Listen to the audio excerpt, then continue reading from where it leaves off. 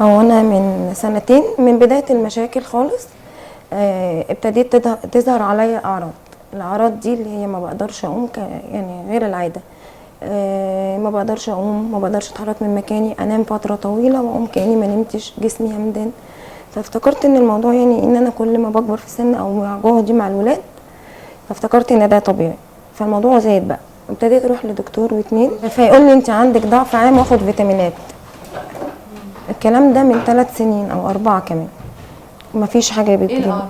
الاعراض النوم الكتير، اقوم من النوم عندي خمول، ما بقدرش، يعني مجهودي قل خالص بدون اي سبب، هي فجاه كده.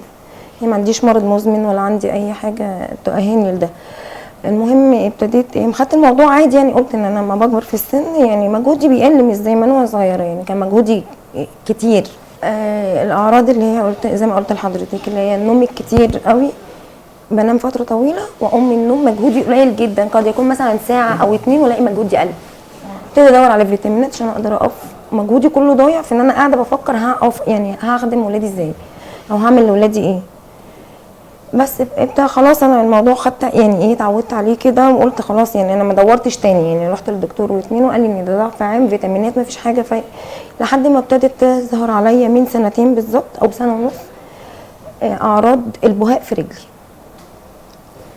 ابتديت ادور ان انا اعالج ان ده بهاق وطلع لي، فعايزه الحق الموضوع، فابتديت اقرا على النت، فابتديت حد من صحابي يجيب لي كريم للبهاق، واستخدمت بالفعل كريم للبهاق ووحد جسمي كله، وما كانش لوني ده. بعد ما وحدت جسمي ابتدى يطلع لي هنا بدون اي مقدمات تسبغات زي اللي انت حضرتك شايفاها في وشي، كانوا نقطتين هنا، وابتدى بقى جسمي كله مش بهاق، نقط سودة زي وشي بس اغمق بقى بكتير، اكني مدلوق على جسمي ميه نور.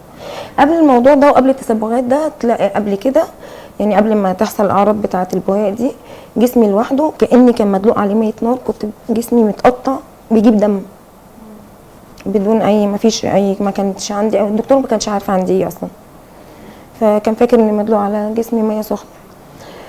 خدت برضو الموضوع مع يعني ايه، قلت خلاص ده ابتلاء من عند ربنا، ولا يعني ايه، وقلت الحمد لله. بعدها ب6 شهور او 7 شهور بعد ما ظهرت عليا الاعراض، ابتدى ابني الصغير نفس الاعراض بالظبط، ما بيروحش المدرسه، بينام بدري جدا، اجي اصحيه الصبح مش قادر يقوم، يروح 2 أو 3 بالعافيه. ف انا برضو قلت الحمد لله ابتلاء، انا ما اعرفش يعني ايه ان البهاق مرض مناعي، ما اعرفش ان البهاق مرض مناعي يعني ايه، فقلت يعني ان هو إيه اتعدى مني، مش ما قريتش عنه كويس يعني.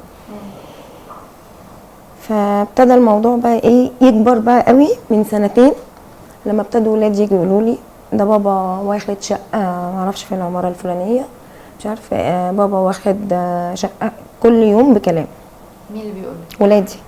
وعارفين مين؟ حد بيقول لهم قولوا كده لماما. هو جوزك ولا طليق؟ لا دلوقتي طريقي، لما كان جوزي قبل ما نتطلق، سبب الطلاق يعني.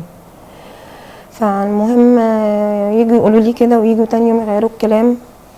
افوجئ ان انا لما كنت باخد جرعه السم دي، جرعه السم دي بتخليني عصبيه جدا وعندي تهيؤات.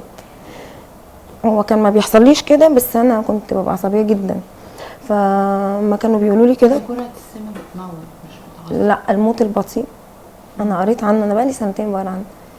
جرعه صغيره تموت بالبطيء، تضرب الكلى، تضرب يعني تضرب حاجه انسجه الجسم، اسمه الموت البطيء، وموجود على النت، حضرتك ممكن تقري عليه وتعرفي. انا ملوش علاقه بالبهاق؟ لا بيجيب بهاق، ده من اعراضه.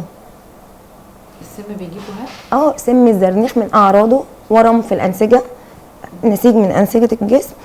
البهاق، التسبغات الشديده اللي هي التقرن اللي احنا موجود فيه انا وولادي، اعراضه كتير، من ضمن دي اعراضه الاساسيه. فاوقات كتير ببقى ايدي حضرتك انت عمرك شفتي بهاق في كف الايد؟ سالت الدكاتره قالوا لي لا، بس نرجع لهم تاني.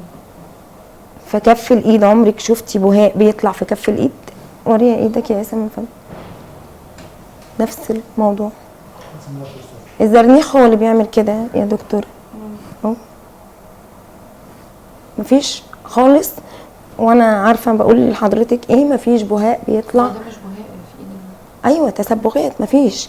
البهاق بيطلع هنا، بيطلع وبعدين في بهاق بينتشر في شهر، مفيش. انا ابني في 6 شهور وانا في 6 شهور بالتدريج جسمي كان كله ما فيهوش اي حاجه، فجاه وبحط العلاج فجاه جسمي كله، فجاه بقى اللي هي المفاجاه بقى الكبيره اللي خلتني ابتديت ان انا اقلق بقى واقول الموضوع فيه حاجه.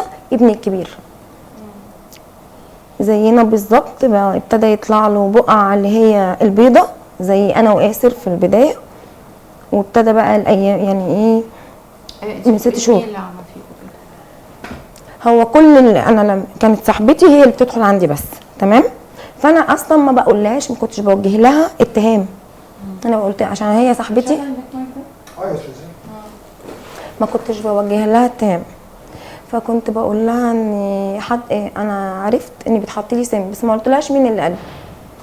ردت تلقائي على طول بدون اي، قالت لي مين اللي بيحط لك سم؟ حماتك اللي بتحط لك.